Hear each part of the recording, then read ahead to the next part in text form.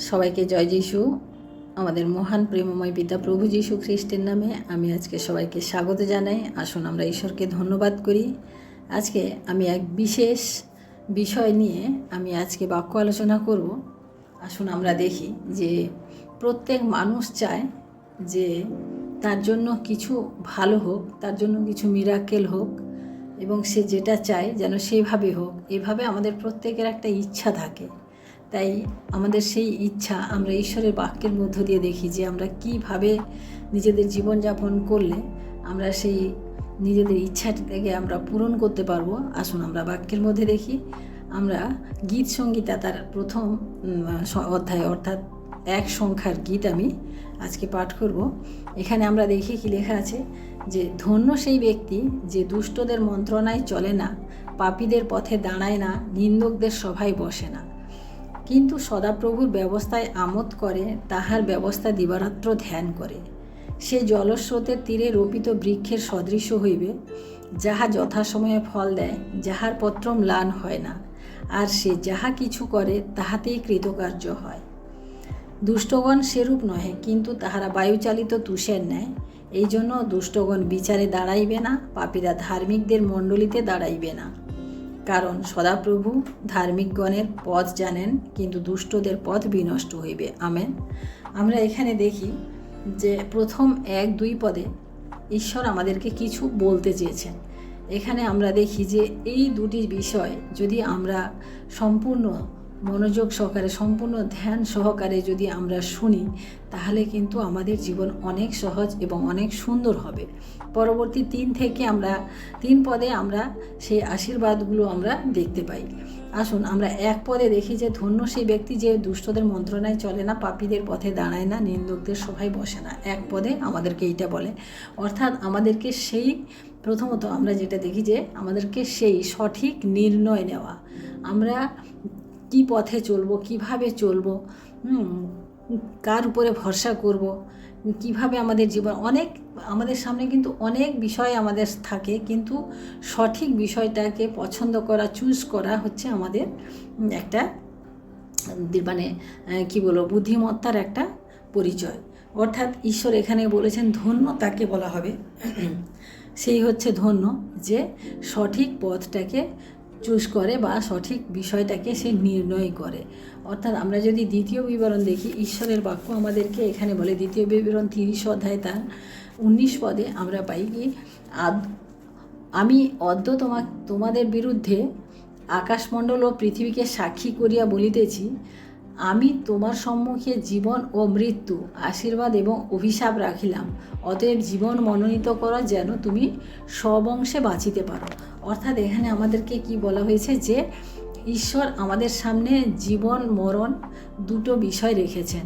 দুটো বিষয় আমাদের সামনে রাখা হয়েছে। আমাদেরকে এবারে বলা হয়েছে যে তোমরা এবারে চুজ করো যে তোমরা কোন বিষয়টার উপরে তোমরা গুরুত্ব দেবে বা কোন বিষয়ে তোমরা নিজেদেরকে মনোনীত করবে। অর্থাৎ জীবন এবং মরণ আমাদের জন্য রাখা হয়েছে। আমরা যেটা পছন্দ করব আমাদের জীবনে তাই হবে। এবং কি বলছে যে সব অংশে আমরা কি হব, যে সব অংশে আমরা সাফল্য লাভ করব, সব অংশে আমরা উত্তীর্ণ হব। অর্থাৎ ঈশ্বরের বাক্য কখনো মিথ্যে নয়। বাইবেলে ঈশ্বরের প্রত্যেকটি মুখ নির্গত বাক্য, এই বাক্য কিন্তু অক্ষরে অক্ষরে সত্যি।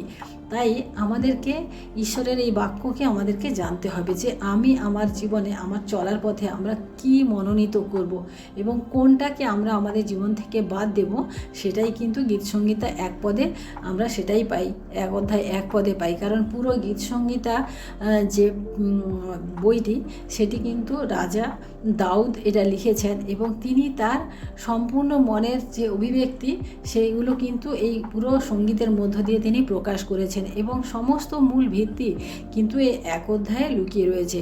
অর্থাৎ আমাদেরকে মনোনীত করা বা নির্ণয় করা হচ্ছে আমাদের বিষয়, খুব গুরুত্বপূর্ণ বিষয়। তারপরে আমরা দেখি মথিলিখিত সুসমাচার তার 7 অধ্যায় 13 এবং 14 পদ যদি আমরা দেখি, তাহলে এখানে আমরা দেখি কি, অতএব সংকীর্ণ দ্বার দিয়া প্রবেশ করো, কেননা সর্বনাশে যাইবার দ্বার প্রশস্ত ও পথ পরিসর, এবং অনেকেই তাহা দিয়া প্রবেশ করে।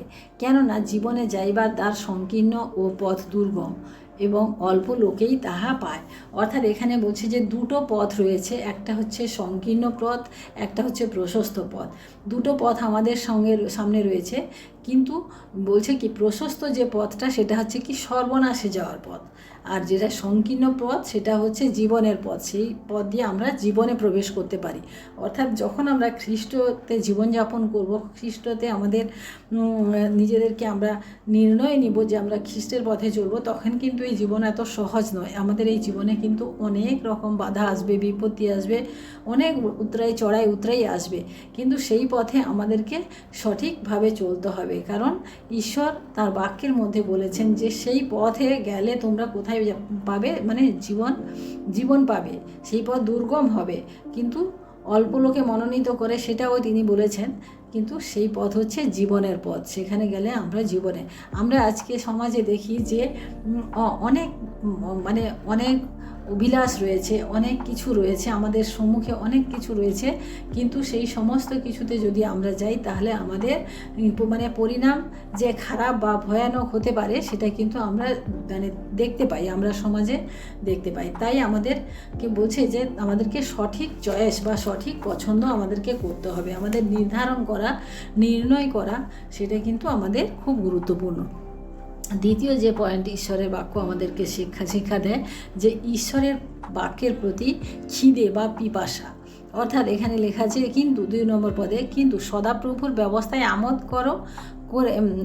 করে তাহার ব্যবস্থা দিবারাত্র ধ্যান করে। কে? সেই ধন্য সেই ব্যক্তি, যে ধন্য তার কথা বলা আছে। সে সদাপ্রভুর ব্যবস্থায় আমোদ করে এবং তাহার ব্যবস্থায় দিবারাত্র ধ্যান করে। অর্থাৎ বাক্যের প্রতি যে পিপাসা, যে খিদে, সেটা কিন্তু আমাদের মধ্যে থাকতে হবে, এবং সর্বদা ঈশ্বরের বাক্যের ভিত্তিতে আমাদের জীবনযাপন করতে হবে। ঈশ্বরের বাক্যকে আমাদেরকে মনন করতে হবে এবং ঈশ্বরের বাক্যকে আমাদেরকে মনে রাখতে হবে। তাহলে কি বলছে, তারপরে আমাদের কি আছে, অনেক আশীর্বাদ রয়েছে। 3 পদে হচ্ছে আমাদের সেই আশীর্বাদ সমূহ।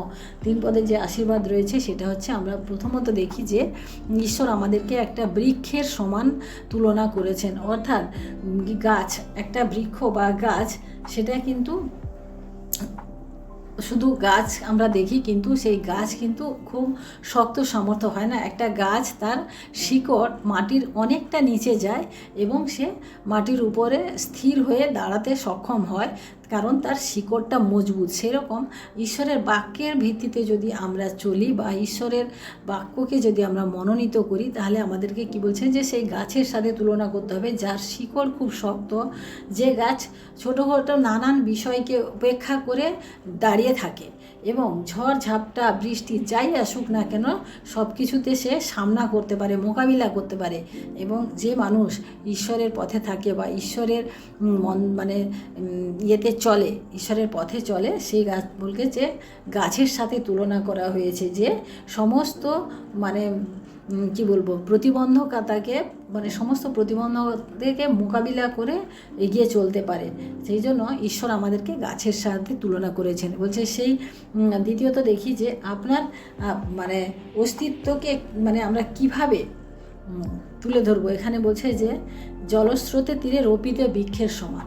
অর্থাৎ সেই গাছ কীরকম বলছেন ঈশ্বর, যে আমাদেরকে সেরকম আছে জলস্রোতের তীরে রোপিত বৃক্ষ। অর্থাৎ যে বৃক্ষ জলস্রোতের তীরে থাকে সে কি হয়, তার পাতা কখনো ম্লান হয় না, সে প্রচুর ফলবান হয় এবং সে যা কিছু করে তাতে সফল হয়। অর্থাৎ ঈশ্বরের বাক্য আমাদেরকে সেই গাছের সাথে তুলনা করছেন যে জলস্রোতের তীরে চির সবুজ, চির ফলদায়ক গাছ, এবং সেই গাছ কখনো ম্লান হয়ে যায় না, সেই গাছ কখনো ফলহীন হয় না, যার পত্র কখনো শুকিয়ে যায় না। সেই গাছের সাথে আমাদেরকে তুলনা করেছে। সর্বশেষ তিনি কি বলেছেন, যে সে কোনো কিছু বিষয়ে অকৃতকার্য হয় না, সে সব বিষয়ে কৃতকার্য হয়। অর্থাৎ প্রথমত আমরা কি দেখলাম, আমাদেরকে ঈশ্বরের দুটি বিষয় আমাদেরকে বলেছেন, যে এখানে বাক্য দুটি বিষয় বলেছে। প্রথমত হচ্ছে যে আমাদেরকে সঠিক বিষয়টাকে আমাদেরকে মনোনীত করতে হবে, অর্থাৎ সঠিক পথ আমাদেরকে পছন্দ করতে হবে। দ্বিতীয়ত হচ্ছে ঈশ্বরের বাক্যের প্রতি আমাদের খিদে থাকতে হবে। তাহলে কি বলছে যে আমাদেরকে সেই বৃক্ষের সমান করা হয়েছে যে বৃক্ষ কখনোই ম্লান হয় না, যার পত্র কখনো খসে পড়ে যায় না, শুকিয়ে যায় না, এবং যে প্রচুর ফলে ফলবান হয়, এবং যে কখনোই অকৃতকার্য হয় না। যত ঝড় ঝাপটা, যত সমস্যা চলে যাক না কেন, সে কখনোই অকৃতকার্য হয় না। তো প্রিয় ভাই বোনেরা, আমরা আজকে যে বাক্য আমরা পাঠ করলাম, ঈশ্বরের এই ছোট্ট বাক্যের মধ্য দিয়ে আমরা আজকে এই ছোট্ট বাইবেল পদের মধ্য দিয়ে আমরা অনেক কিছু শিক্ষা লাভ করতে পারলাম। আমরা যদি একবার খুব গভীর রূপে আমরা যদি ধ্যান করি যে সত্যি তো আমরা কোন পথে গেলে বা কি আমরা মনোনীত করলে আমাদের জীবনটাকে আমরা সুন্দরভাবে নিয়ে যেতে পারবো। আমরা এতে পড়লাম না যে মথিলিখিত সুসমাচার তার 7 অধ্যায় 13-14 পদে আমরা যখন পড়লাম, যে সেখানে আমরা কি দেখলাম যে ঈশ্বর এখানে কি বলছেন যে সংকীর্ণ দ্বার এবং মানে প্রশস্ত দ্বার, দুটো দ্বার দেওয়া হয়েছে। সেই দুটো দ্বারের মধ্যে আমাদেরকে ঈশ্বর মনোনীত করে দিচ্ছেন যে তোমরা সংকীর্ণ দ্বার দিয়ে যাও, সেখানে দুর্গম হবে পথ, কিন্তু তোমরা জীবনের পথ পাবে। কিন্তু যে প্রশস্ত দ্বার ছিল সেটাকে কি বলছেন যে সেটা হচ্ছে সর্বনাশে যাওয়ার রাস্তা। এবং আরও আমরা দ্বিতীয় বিবরণে দেখলাম কি যে আমাদেরকে জীবন এবং মরণ আমাদের সম্মুখে রয়েছে, আমরা কোনটা মনোনীত করব সেটা হচ্ছে আমাদের চয়েস। সেই জন্য আমাদের এই পছন্দ করাটা আমাদের খুব গুরুত্বপূর্ণ। তাই প্রিয় ভাই বোনেরা, আসুন আজকে আমি আপনাদের প্রত্যেকের জন্য আমি প্রার্থনা করি, কারণ এটা হচ্ছে ঈশ্বরের শুধু বাক্য না, ঈশ্বরের ভবিষ্যৎবাণী আমাদের জীবনের জন্য। আমরা যারা এই বাক্যকে সম্পূর্ণ দৃঢ়রূপে আমাদের জীবনে ধারণ করতে পারবো, তাহলে আমাদের জীবন অনেক সহজ, অনেক সরল, অনেক ফলদায়ক আমাদের জীবন হবে। তাই আসুন আমরা প্রার্থনা করি। Hallelujah, hallelujah, hallelujah. মহান প্রেমময় পিতা, তোমার মহানামে ধন্যবাদ প্রশংসা করি প্রভু। আজকের এই সময় প্রভু, যে ভাই বোনেরা প্রভু তোমার এই বাক্যকে আজকে শ্রবণ করছেন, প্রত্যেকের জীবনে প্রভু গো তুমি সেই বৃক্ষের মতো হও প্রভু, যে বৃক্ষ জলস্রোতের তীরে রোপিত রয়েছে, যে বৃক্ষ প্রচুর ফলে ফলবান হয়, যে বৃক্ষের পাতা কখনোই শুকিয়ে যায় না প্রভু। আমি প্রত্যেক ভাই বোনের আত্মিক জীবনকে প্রভু তোমার হস্তে আজকে এই মুহূর্তে আমি বন্ধন করি প্রভু, আজকে বাঁধি, যেন প্রত্যেকের জীবনে প্রভু তোমার এই ব্যবস্থা, তোমার এই নিয়ম যেন তারা প্রত্যেকে সুন্দরভাবে গ্রহণ করতে পারেন এবং সঠিক পথে তারা যেন চলতে পারেন প্রভু। তুমি বলেছো প্রভু, আমরা যেন সেই দুষ্টদের মন্ত্রণায় না চলি, আমরা যেন পাপীদের পথে না দাঁড়াই, অর্থাৎ এটা আমাদের হচ্ছে সম্পূর্ণ মনোনীত। আমরা কোনটা গ্রহণ করব, ভালো গ্রহণ করব নাকি মন্দ গ্রহণ করব, আমরা সরু পথে যাব নাকি চওড়া পথে যাব, সেটা সম্পূর্ণরূপে প্রভু তুমি বলেছো আমাদেরকে মনোনীত করতে প্রভু, আমরা যেন মনোনীত করতে পারি। দ্বিতীয়ত আমরা দেখেছি প্রভুও তোমার সেই বাক্যের জন্য আমাদের প্রচুর পরিমাণে খিদে থাকা প্রয়োজন, প্রচুর পরিমাণে আমাদের পিপাসিত থাকা প্রয়োজন, এবং সেই বাক্য আমাদের প্রচুর পরিমাণে অন্তরে থাকার দরকার রয়েছে প্রভু। আমি আজকে বিনতি প্রার্থনা করি প্রভু, যে সমস্ত ভাই বোনেরা তোমার বাক্যকে প্রভু এখনও পর্যন্ত চিনে উঠতে পারেনি, জেনে উঠতে পারেনি, বুঝে উঠতে পারেনি প্রভু, তাদের জীবনে তুমি কাজ করো প্রভু, এবং প্রভু আশীর্বাদ করো যেন সেই বাক্যকে তারা তাদের জীবনে কাজে লাগাতে পারে, এবং সেই বাক্য পাঠের যেন তাদের মধ্যে খিদা পিপাসা থাকে প্রভু। ধন্যবাদ করি প্রভু আজকের এই সময় প্রভু, আমি বিশ্বাস করি প্রভু তুমি আশীর্বাদ করেছো আমাদের প্রত্যেককে, এবং তোমার অনুগ্রহে তুমি পরিপূর্ণ করেছো। ধন্যবাদ, মহিমা, গৌরব, প্রশংসা তোমাকে দিই। সারা দিন তোমার হস্তে রাখি প্রভু, তুমি আমাদের বাইরে যাওয়া ভিতরে আসা তুমি রক্ষা করো, আশীর্বাদ করো প্রভু। তাই ধন্যবাদ সহকারে এই বিনতি প্রার্থনা চাই আমাদের মুক্তিদাতা ত্রাণকর্তা প্রভু যীশু খ্রিস্ট তোমারই নামে, আমেন। সবাইকে জয় যীশু, সবাই ভালো থাকবেন, সুস্থ থাকবেন, জয় যীশু।